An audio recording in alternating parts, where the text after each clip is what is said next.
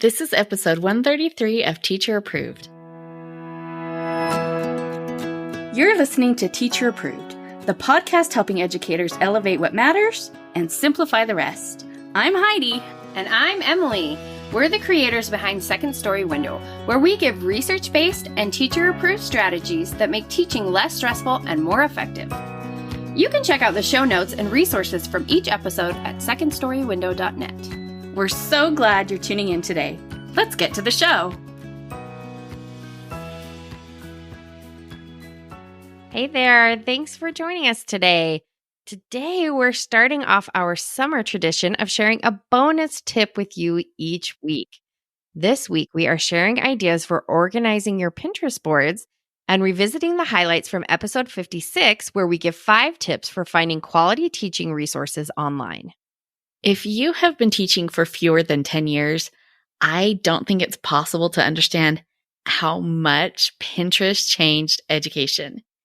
It was kind of like the building of the transcontinental railroad of educational resources. Teacher blogging really took off in the mid-2000s, and we started the Second Story Window blog way back in 2008. But as a resource, blogs have a lot of limitations. Right? If you happened to be online and you saw a good idea on someone's blog, you had to remember where it was. And it was really hard to search a bunch of blogs for specific resources if you needed something like, a fun science activity. It was a real trick to find what you needed. Yeah, if you wanted a fun idea for teaching verbs, you were basically searching with a hope and a prayer that something useful would turn up. But in 2010, Pinterest launched. And suddenly there was an easy way to connect and search for exactly what you needed. It was almost like someone had made a magic tool just to help teachers find and save ideas. And we were very early adopters. I believe Heidi coined the term pinsomnia for when you've been scrolling Pinterest so long that you stay up all night. And that little pin on Pinterest went viral. So we're the early fans of Pinterest. The Pinterest influencers you had no idea existed. But Pinterest really was made for teachers. That's probably why there's something like 500,000 education-related pins saved to Pinterest every day. That's like a staggering number of resources right at your fingertips. And because there's so much out there, it makes organization so important. Our tip today is to keep your Pinterest boards clearly labeled and organized. This might be my favorite type of organization because I can do it on my phone whilst I'm watching a juicy documentary on Netflix. Documentary in quote unquote, air quotes. No need to go into my classroom at all to get this organization done. That is definitely the perk of digital materials. And Pinterest makes it so easy to create boards and subsections for every topic you might teach. I organize all my Pinterest boards alphabetically, but I also want similarly themed boards grouped together. So each of my educational board titles starts with teach : and then I add a heading after that. So teach : back to school, teach : math, teach classroom management, all that fun stuff. The important thing is to organize your boards in a way that makes sense for you. You may want general boards for each subject area like language arts, social studies, Genius Hour, and everything else you teach. Then you create specific sections inside of your general boards. So on your math board, you might have a section for each unit, like Unit 1, place value, Unit 2, graphing, or maybe a more general section for math games, math worksheets, etc. If you're really on top of it, you can create subsections for your sections. Mind-blowing. I know. So if my main board is math and then I have a section for Unit 1 place value, I might have a subsection for place value games and a subsection for place value worksheets and a subsection for lesson ideas. You get the idea. It really niching down your boards will make it quicker to find what you're looking for when you remember a fun idea you saw 2 months ago and now you need to find the details for it. Another tool for making Pinterest useful is to add a note to self on each pin. If you're pinning something because you want to use it for a review activity the day you come back from winter break, put that note in now because you will quickly forget why you saved that pin. Oh, I have had that happen so many times. Instead of blogs these days, so many teachers are posting their ideas on Instagram and TikTok. So it can make it tricky to save a fun idea that you come across on social media. Unfortunately, there is not a direct connection between Instagram and Pinterest, but it is not too hard to make it work. Go to the Instagram post you'd like to pin, click the little paper airplane icon in the bottom, and select copy link. Then next, you just open the Pinterest app, open the board where you want to save your new pin, and on the bottom menu of that page, click the plus sign that says add. Then you have to select create pin. Then after you've clicked that, there's like a little icon on the bottom that looks like a globe. So you click that and then you paste the URL that you saved from Instagram right in that box. It actually sounds complicated, but we promise it's not. Try it once and you'll see it's pretty simple. And the steps to pin something from TikTok are pretty similar. Once you've got all your new content pinned, if you look back at old pins that seem pointless now, just go ahead and delete them. If you don't remember why you saved them, they're really just creating clutter. Thankfully, it's easy to delete an unwanted pin, but the best way to avoid having to declutter your Pinterest boards is to make sure you're only saving quality pins in the first place. But with those hundreds of thousands of education-related pins, it's tricky to know which of those pins are worth your time. So keep listening because we've got 5 handy Pinterest tips to help you out from episode 56. Today, we're talking about how to find quality digital teaching resources online, which can sometimes feel like an overwhelming task. When I started teaching, you were basically limited to the box curriculum your school provided. If that didn't align with your teaching style or you wanted to add some flair to your lessons, there were not many options. There were maybe a few teacher bloggers, but they weren't really providing any resources. So if you liked what they did, you were stuck having to recreate it. The other option was idea books from publishers like Scholastic or Carson DeLosa. If you've been around a while, you probably have some of these tucked away. I remember just dropping $15 on a wing and a prayer and hoping that this book actually had something I could use. Yep. I still remember going to the teacher store near us, Utah Idaho Supply, Yes, RIP, to hunt through the idea books they had there. They had this kind of big section of like turny bookshelves that you could look at.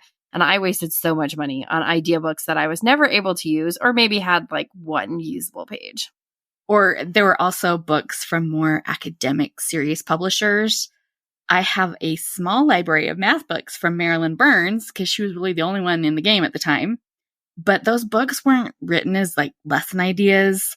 They were more like little essays about a teacher implementing a problem-solving lesson on a topic like even in odd numbers. So if I wanted to do that same thing with my class, I had to like read through all of this and then extrapolate the steps from the lesson and then recreate anything I wanted in Microsoft Word. Oh, yeah, great use of time. Yeah. So the advent of Teachers Pay Teachers combined with social media like Pinterest was a bit like the invention of the light bulb coming to education. It really did change everything. And there are so many impressive benefits to digital teaching resources. First, I think, is the vast number of ideas readily available at the push of a button. You can find examples of incredible teaching ideas that you might never consider. Yes. Plus, you have a whole network of similar educators looking to share what worked for their students. This just wasn't possible before. And now, one teacher's success can end up benefiting thousands of students. It's so amazing to consider. But the large scale of digital resources creates some special headaches. The biggest one is probably the low barrier to entry. Anyone, even if they don't have any experience as an educator, can post something online and convince teachers that it's an absolute must-have for their classrooms. And that may be true, but it also might just be something cute with no educational merit. And even when you do find resources from actual educators, you can't assume that the information that they are providing is accurate. So we could all use some guidelines for how to recognize quality resources. We recently came across an article called Pinning and Planning, 5 Tips for Using Pinterest to Teach Science. And we thought this article was really useful.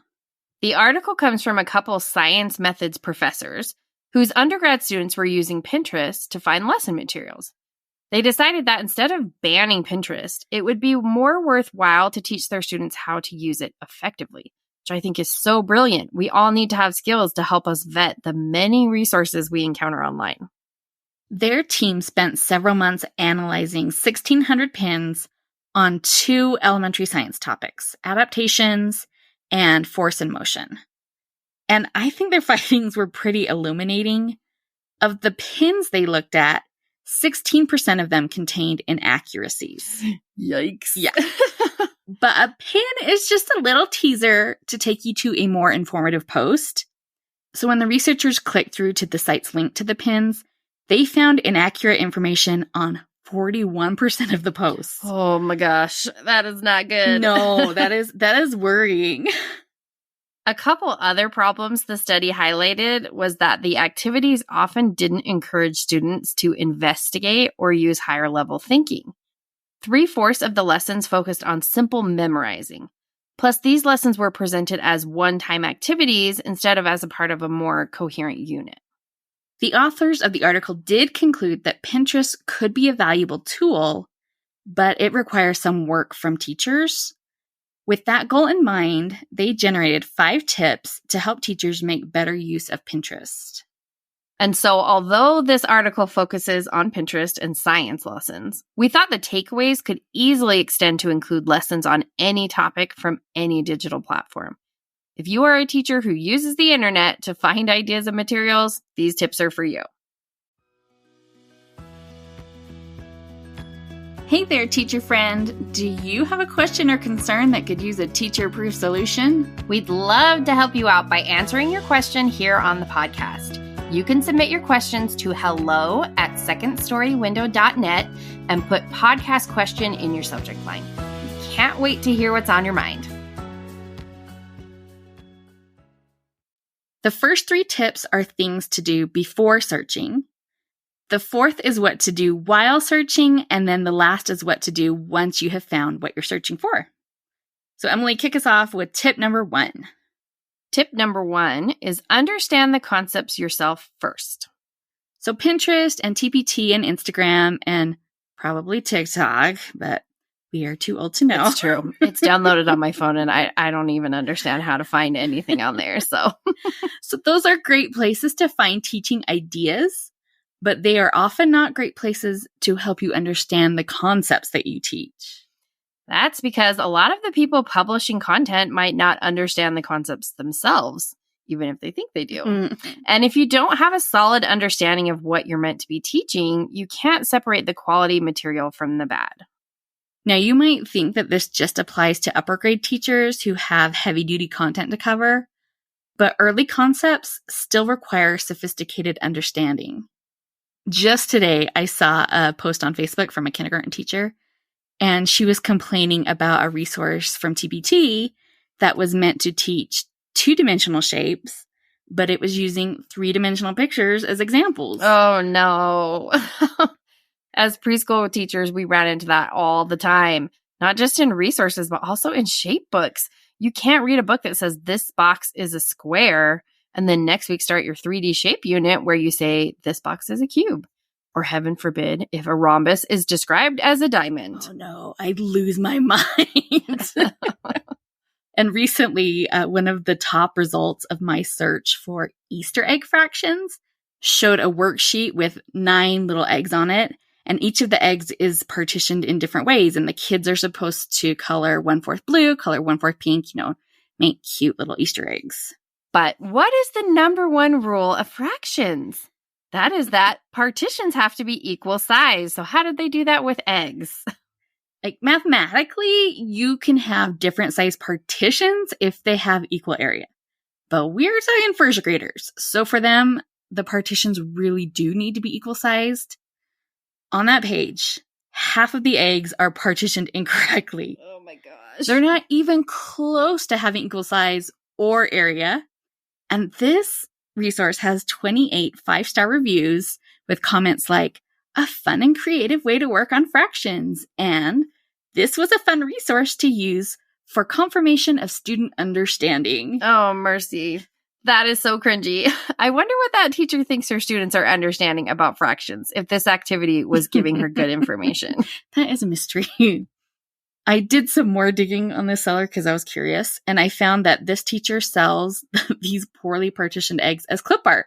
So if you want, you can make your own inaccurate worksheet. Oh, yay. Well, this is the perfect example to remind you that you really need to understand what you're teaching before other people try to tell you how to teach it. And to be clear, there are plenty of excellent resources on TPT, but the goal here is to help you learn how to recognize which resources are worth your hard-earned money. So Heidi, what's the second tip? The second tip for making better use of digital resources is to decide what you want your students to learn. Yeah, there is just so much content available. And if you don't have a clear objective for exactly what you want your students to learn, you're looking for a needle in a haystack made of needles. How will you know if you found what you need if you don't even know what you're looking for? As someone who suffers from analysis paralysis, this tip is vital. I have to narrow the field before I start searching. The best place to start for this is to look at the standards. What are students expected to do for this standard? And then once you know that, you have to unpack it a little. What do students need to know to be able to do those things? So Heidi, can you give us an example? So let's look at the only standard for second grade that is about money. The standard says, solve word problems involving dollar bills, quarters, dimes, nickels, and pennies using the dollar and cent symbols appropriately. If that's all you knew about second graders and money, you might just jump into word problems. But kids can't start solving word problems about money unless they know how to count money. And they can't count money unless they can recognize coins. And they can't count coins unless they can skip count by fives and tens. So my search for money lessons is going to start with a search for skip counting ideas. But none of that is in the standard about money. You have to take some time to unpack the concepts embedded in the standards and then break those concepts into manageable pieces. Now let's hear the third tip, Emily. The third tip for finding the right digital resources is to identify common misconceptions about the topic. If you've taught this topic before, you might know a lot of the common misconceptions about it. Yeah, take, for example, my earlier rant about Easter eggs. I could identify the problems with that page because I have spent years trying to get second graders to stop partitioning circles and fourths by drawing those like 3 vertical lines. Yep. That works with a square, but not in a circle. And conversely, they try and do where you partition a circle into thirds with like that peace sign. They try and do the same thing with squares. Doesn't work. If you're not aware of any misconceptions on your own, a good way to identify them is to search for them. Before hunting for resources, try a quick search for the topic plus terms like misconception or confusion. Not only will this help you weed out the useless resources from the quality ones, it will help you know what to teach. So let's say you are teaching about seasons, and you know that people often think that summer means that the earth is closer to the sun. Because you are aware of that misconception, you can look for materials that will help you address that with your students. So to recap, the first 3 tips for finding the right digital teaching resources are: understand the concepts yourself, decide what you want your students to learn, and identify common misconceptions about the topic. Those are the things to do before you even begin your search. The fourth tip is what you do while you're searching, and that is check the author's expertise. So on TPT, you can check out the seller's My Profile tab in their store. It may or may not have much information, but it can give you some place to start. On their own website, sellers might have a more detailed list of their background experience and education. This might seem unimportant, but the researchers in this article found that when teacher authors provided claims of their training and expertise, the quality of their resources was better. Now, that's not to say that someone has to be the foremost expert in their field, but what we're looking for is a content provider who has some experience in that area, who has some credentials, and maybe a degree or a certification in that area, and someone who has some classroom experience. Checking a teacher's credentials on social media can be tricky.